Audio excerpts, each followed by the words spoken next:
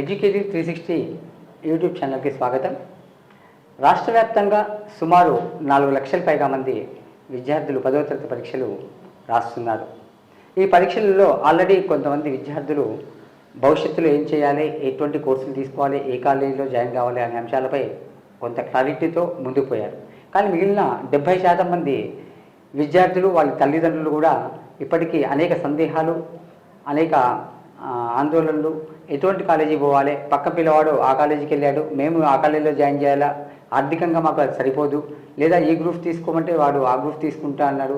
ఇలా రకరకాలైనటువంటి సందేహాలు పిల్లల్లో మరియు వాళ్ళ తల్లిదండ్రుల్లో సంఘర్షణ అనేది ఏర్పడుతుంది ఈ సమయంలో.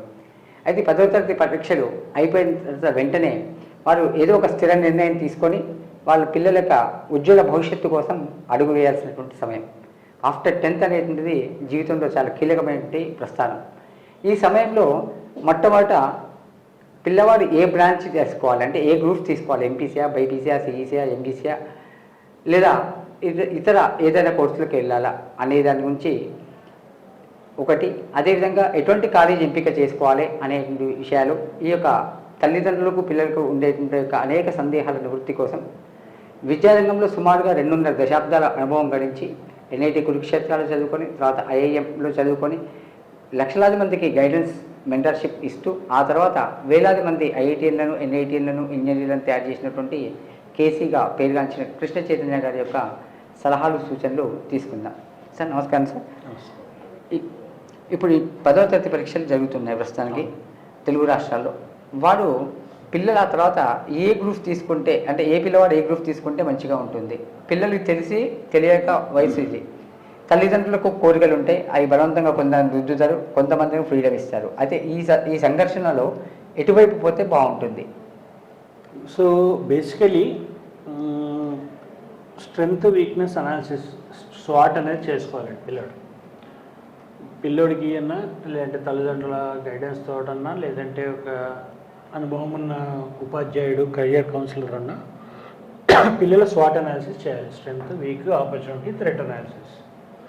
దాన్ని బేస్ చేసుకొని ఈ డెసిషన్ అనేది తీసుకోవాలి. అంతేకాని మా పక్కింటి వాడు వెళ్తున్నాడు, మా చెల్లెలు ఎక్కడ చదివింది, మా అన్నయ్య ఎక్కడ చదివాడు, ఇది కాదు. సో ఈ స్వాట్ అనాలిసిస్ ఎలా చేసుకోవాలి అంటే, ఇప్పుడు నాకు 10 years ఆల్రెడీ స్కూలింగ్కి వెళ్ళాడు.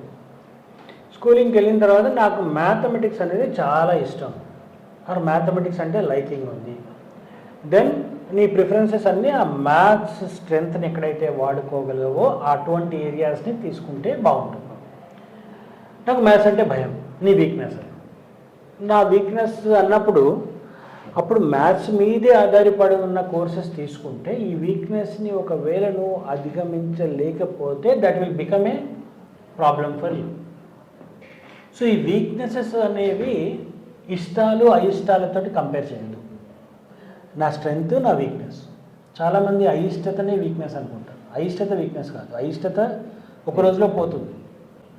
ఇప్పుడు నాకు చేదు అంటే పడదు, కానీ జ్వరం వచ్చింది, చేదు మందు తాగాల్సిందే, తాగుతాం. సో ఇది అయిష్టతను ఓవర్కమ్ చేసుకోవచ్చు. కానీ వీక్నెస్, నిజంగానే వీక్నెస్ ఉంటే, నాకు ఇప్పుడు నేను 10th క్లాస్ వరకు నాకు అసలు నెంబర్ సిస్టమే తెలియదు, అడిషన్ సబ్ట్రాక్షన్ కూడా సరిగ్గా రావు. ఇప్పుడు అవన్నీ ఓవర్కమ్ కావడం అనేది కొంచెం కష్టం. అట్లాంటి వాళ్ళు మ్యాథ్స్ మీద ఎక్కువ ఆధారపడని టాపిక్స్, గ్రూప్స్ అట్లాంటివి తీసుకోవడం మొత్తం. సో బేసికలీ ఈ డెసిషన్ అనేది ఆపర్చునిటీస్ కన్నా కూడా ఈ స్వాట్లో ఆపర్చునిటీస్ని 3rd పెట్టారు. First important strength, weakness. ఈ స్ట్రెంగ్త్, వీక్నెసెస్ బట్టి డెసిషన్స్ కనుక తీసుకోగలిగితే ఈరోజు ప్రపంచంలో ఇప్పుడున్న గ్లోబలైజ్డ్ వరల్డ్లో ఆపర్చునిటీస్ ఆర్ ఇమ్మెన్స్. ప్రతి ఫీల్డ్లోనూ ఆపర్చునిటీస్ ఉన్నాయి. చెప్పులు కొట్టుకొని కూడా 1,000 కోట్లు సంపాదించిన వాళ్ళు ఉన్నారు. చాయ్ స్టాళ్ళు పెట్టి కూడా సంపాదిస్తున్నారు. కేఫే నిలోఫర్ చూసాం మనం, చాయ్ అమ్ముకొని కూడా సంపాదించారు. సో ఆపర్చునిటీస్కి కొదువు లేదు.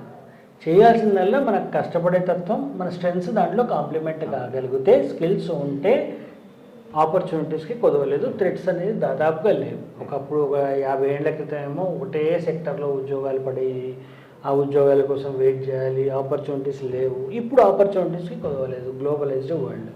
సో ఆపర్చునిటీస్కి కొదవలేనప్పుడు purely decision should be on strengths and weaknesses.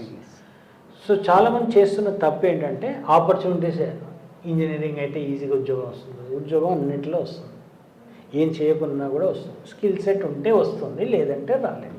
So నీ స్కిల్స్ మీద ఫోకస్ చేయి, స్ట్రెంగ్స్ ఆర్ వీక్నెసెస్ మీద ఫోకస్ చేయి, కానీ గ్రూప్ని వేరే ఏది దృష్టిలో పెట్టుకోకుండా తీసుకోవాలి.